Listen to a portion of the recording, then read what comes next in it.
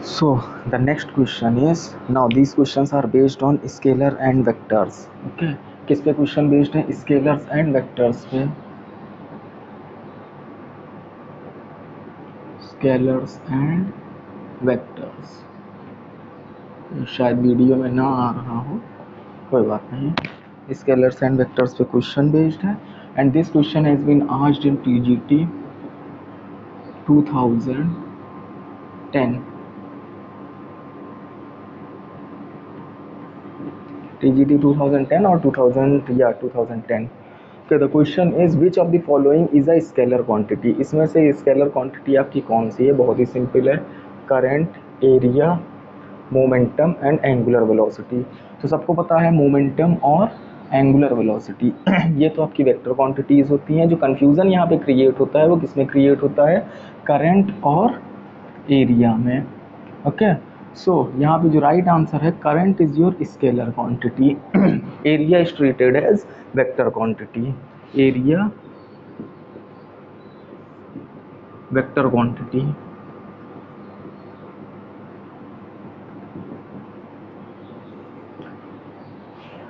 थोड़ा इसका एक्सप्लेनेशन देख लेते हैं. सपोज एरिया में पता है प्लेन फिगर से आपका एरिया होता है. जैसे फॉर एग्जांपल हमने ले लिया आपका एक rectangle. We have taken its length as 2 metre and breadth as 4 metre. So अगर एरिया हम इसका देखें तो ये आपका क्या हो जाएगा? 2 × 4 दैट इज 8 मीटर स्क्वायर. क्या, कोई दिक्कत नहीं, सही था, आंसर भी सही है, कोई प्रॉब्लम नहीं. बट प्रॉब्लम या आप देखें इसमें आपका जो वेरिएंट शो होना शुरू हुआ वो कहाँ से शुरू हुआ? स्केलर क्वांटिटी यहाँ पे दे हो रही है. प्रॉब्लम कहाँ पे आई? जब हमने इलेक्ट्रोस्टैटिक्स देखी.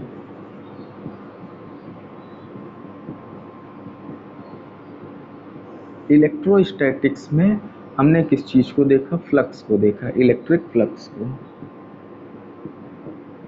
What is electric flux? Electric flux, it is the total number of electric lines of electric field lines passing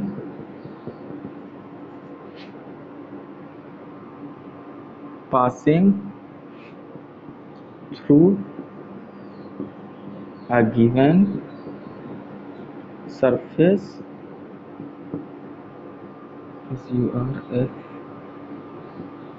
surface area. ठीक है, उसको हमने क्या कहा? जितनी भी इलेक्ट्रिक फील्ड लाइंस किसी भी आपके एरिया से पास होंगी उसको हम क्या कहेंगे? इलेक्ट्रिक फ्लक्स बोलेंगे. सपोज दैट हमने क्या ले लिया?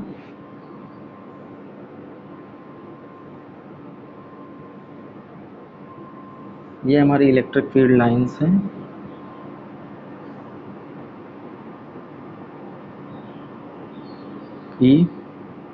और हमने क्या लिया? एक सरफेस एरिया को रखा. ये हमने एक सरफेस एरिया रखा. ओके, अब हमने क्या देखा? यहाँ से आपकी कितनी इलेक्ट्रिक फील्ड लाइंस पास हो रही हैं? 1 2 3 4 5 6. तो इसका आपका फ्लक्स कितना हो जाएगा? फाई इक्वल्स टू फॉर्मूला होता है E.ds. तो फाई इक्वल्स टू आपका क्या आया? नॉट यूजिंग द फॉर्मूला, ये सिर्फ आपका फॉर्मूला होता है. कितनी इलेक्ट्रिक फील्ड लाइंस आपकी पास हो रही हैं? 6. तो आपका फ्लक्स क्या हो जाएगा? 6 यूनिट्स. फॉर्मूले की हमारी कोई ज़रूरत नहीं है यहाँ पे, जनरल एक्सप्लेनेशन ले रहे. This formula is for numerical purposes. Okay, तो हम एक्सप्लेनेशन में देखेंगे तो हमने इसका फ्लक्स कितना ले लिया? Generally 6 units. क्यों? क्योंकि 6 electric field lines of force इससे पास हो रही थी. अगर हम अपना हाथ रखें, ये इसका एरिया है. या ओके, यहाँ पे अगर हम देखते हैं दिस माय डस्टर, ये हम रखते हैं तो हमने क्या देखा? यहाँ से 6 लाइंस ऑफ फोर्स पास हो रही हैं. या अगर इसमें से हम देखें तो हमारी कितनी इलेक्ट्रिक फील्ड लाइंस पास हो रही हैं? 1 2 3 4.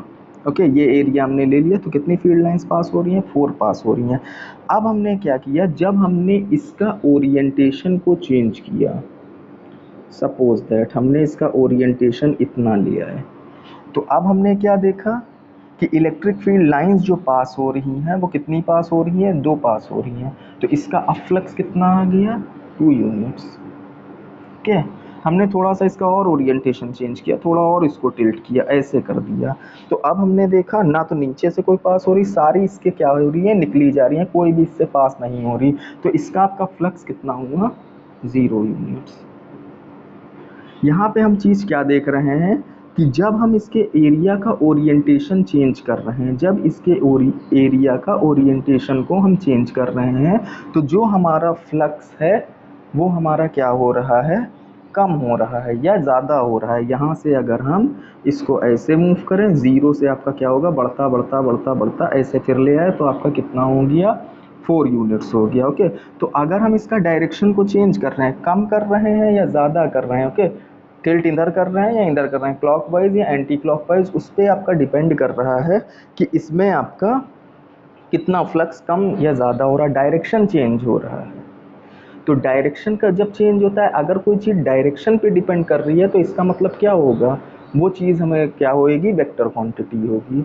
सो यहाँ से हमने डिसाइड किया that it is useful for us to define a vector, define a corresponding vector to the given area, okay, and we call it as area vector। कहने का मतलब क्या है कि हमने एक एरिया लिया,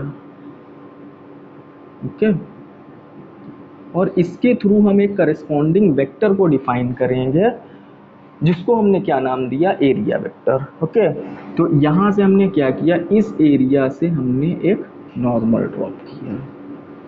now we would say that we will define a vector, हमने एक वेक्टर को डिफाइन करेंगे जिसका हमारा मैग्नीट्यूड कितना होगा, area of vector, area of surface, और जो इसका आपका डायरेक्शन होगा, direction corresponding to normal of area. ठीक है, ये जो हमारा एरिया का नॉर्मल है, इसके करस्पॉन्डिंग इसका हमने क्या डिफाइन किया, डायरेक्शन डिफाइन किया, और इसको हमने क्या नाम दिया, एरिया वेक्टर नाम दिया। ओके, सो यहाँ से हम क्या डिफाइन करते हैं, यहाँ से हम क्या ट्रीट करते हैं, that area is a vector quantity. Okay, और sometimes we take it as a vector and sometimes we take it as a scalar, so skip that part, we defined it from here that area is a vector quantity। okay, अभी तक के हम क्या ले रहे थे, scalar ले रहे थे, अब हमने क्या लिया, वेक्टर लिया। इसके कुछ एक्सप्लेनेशन भी देख लीजिए थ्रू एग्जांपल्स, जिससे आपको ज़्यादा अच्छे से समझ में आएगा। ओके, तो सपोज दैट कि हमने एक अम्ब्रेला लिया, एक अम्ब्रेला हमारा है और हमारी धूप इस साइड से आ रही है, या आपकी बारिश हमारी इस साइड से आ रही है, विद विंड आपकी बारिश हो रही है, तो इस साइड से हमारी बारिश आ रही है। तो हम क्या करेंगे, अगर हमको एरिया, हमको छाता किस साइड लगाना है, अपना अम्ब्रेला इस साइड लगाना है, ओके, ऐसे टिल्ट करना है। तो जब हम अम्ब्रेला को टिल्ट करेंगे तो हम किससे टिल्ट करेंगे, उसका पूरा हम एरिया पकड़ के, जो उसका पूरा एरिया है आपका, दैट क्लॉथ, उसको पकड़ के आप ऐसे टिल्ट करोगे, इधर टिल्ट करोगे, या स्टिक से। तो जाहिर सी बात है स्टिक से। तो वो जो आपका एरिया होगा, that the area of the cloth of the umbrella is been controlled by that stick, तो उसका जो एरिया वेक्टर होगा वो करस्पॉन्डिंग किसके होगा, आपके स्टिक के होगा। ओके, सो पहला एग्जाम्पल आपका क्या होगा, द एरिया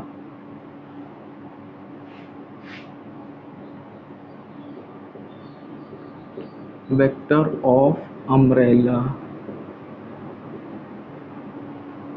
is defined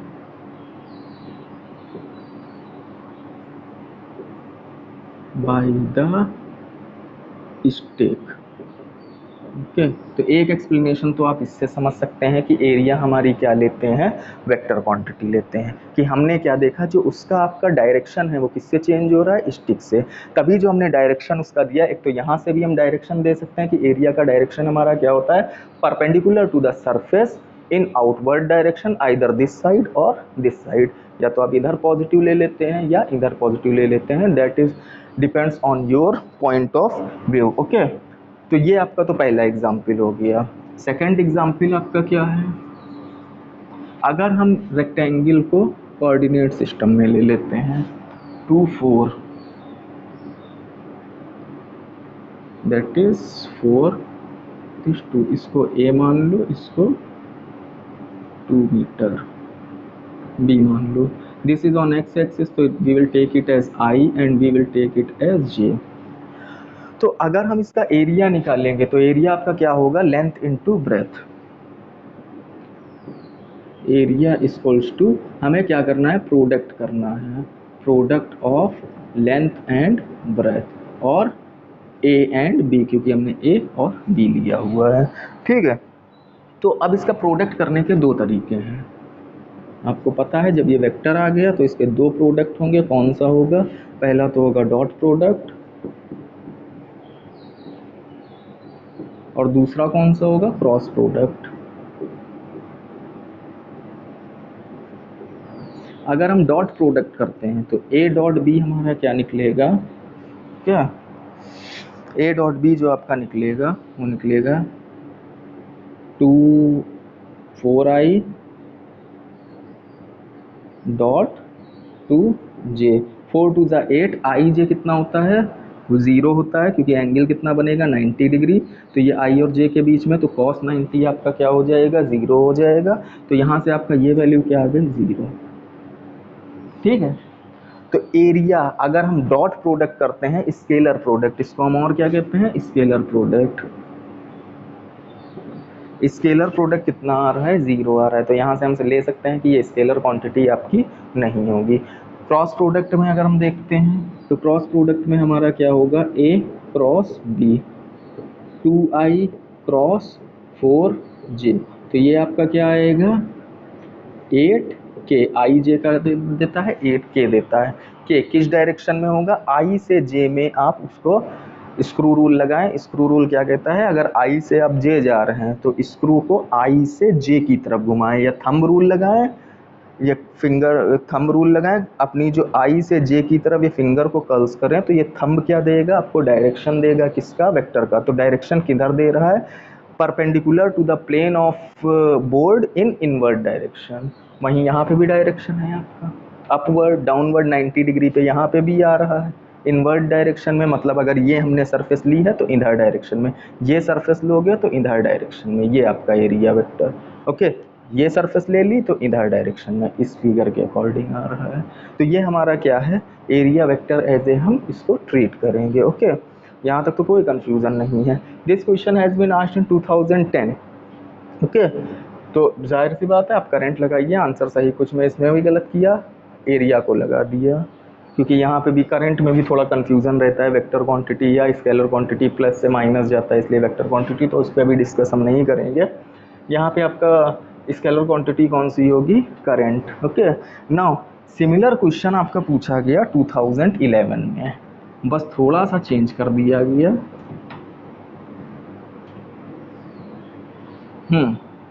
तो यहाँ पे हमने थोड़ा सा डेफिनेशन को भी चेंज किया। एक चीज़ यहाँ पे और देख लेते हैं, जो फ्लक्स की हमने डेफिनेशन ली, हमने क्या ली थी, the electric field lines flux की। फिर आते हैं अपने नेक्स्ट क्वेश्चन पे, 11 के क्वेश्चन पे, 2011 के क्वेश्चन पे, जो हमने इलेक्ट्रिक फ्लक्स की डेफिनेशन ली थी, the total electric field lines passing through a given area is called flux। ये हमारा क्या कहलाया, आपका फ्लक्स कहलाया। ओके, सो ये था। यहाँ से हमने क्या आपका बोला, तो total electric field lines passing perpendicularly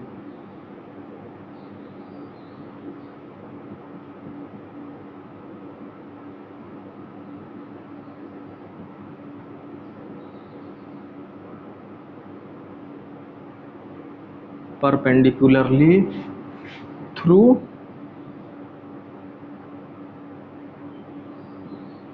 ROU passing perpendicularly through area or parallelly through area vector. जब हमने एरिया ऐसे लिया, एरिया वेक्टर ये है, तो जो इलेक्ट्रिक फील्ड लाइंस आ रही हैं, अब ये देखो,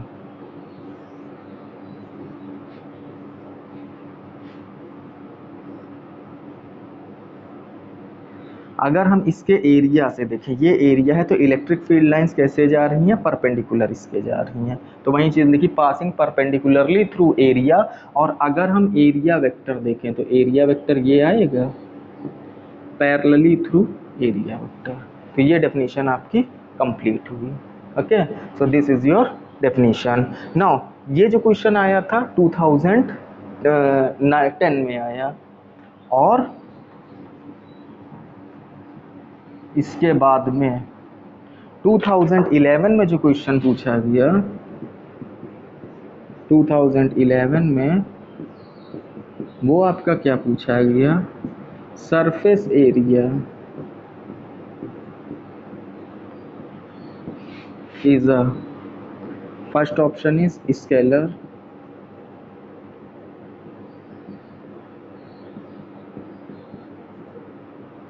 B1 is vector, C1 is neither scalar nor vector, and the D1 is both scalar and vector। okay,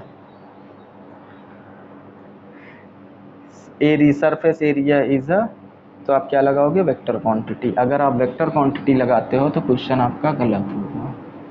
surface area क्या होगा, स्केलर क्वांटिटी होगी। ओके, क्यों स्केलर क्वांटिटी होती है, इसका बहुत ज़्यादा लंबा एक्सप्लेनेशन नहीं देंगे।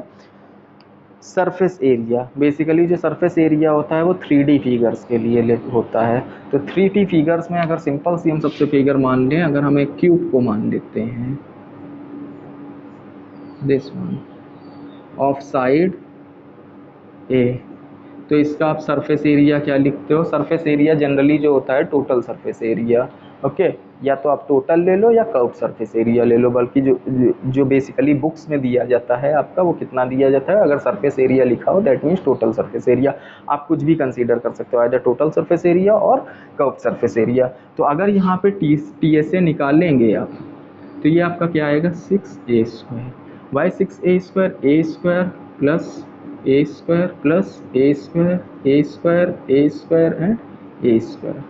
6a² हो गया, 6 स्पेसेस 1 2 3 4 5 6a²। यहाँ पे हमने कोई भी आपका ये वेक्टर एडिशन लॉस को नहीं फॉलो किया।